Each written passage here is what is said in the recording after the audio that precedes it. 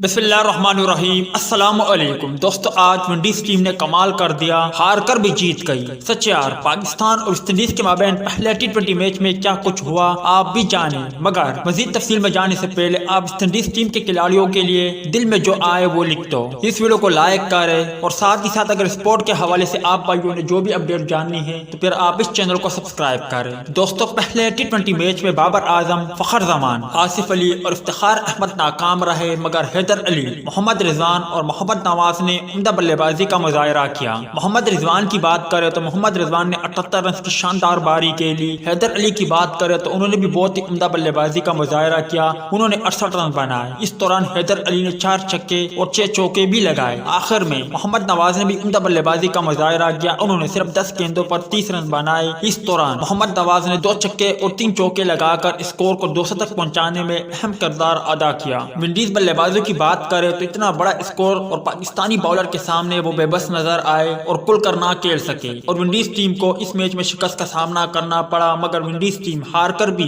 آج جیت گئی، کیونکہ انہوں نے آج میدان آباد کیا۔ انہوں نے شائقین کرکٹر کے چہروں پر خوشیاں بکھیرے، اور آج کراچی اسٹیڈیم میں شائقین کرکٹر اور ونڈیز کھلاڑیوں کو دیکھ کر کافی محظوظ ہوتے رہے۔ یقینی طور پر ونڈیز ٹیم کی جتنی بھی تعریف کی جائے وہ کم ہے، کیونکہ آج پہلے ٹی20 میچ میں شکست کھا کر بھی وہ جیت گئی، اور ہم پاکستانی ونڈیز ٹیم کا یہ احسان کبھی نہیں بھولیں گے، اور ونڈیز ٹیم اور ان کے کھلاڑیوں کے شکر گزار رہیں گے۔ امید ہے دوستوں کہ آج کی مختصر ویڈیو بھی آپ بھائیوں کو پسند آئی ہوگی۔ ٹیک کیئر، بائے بائے، اللہ حافظ۔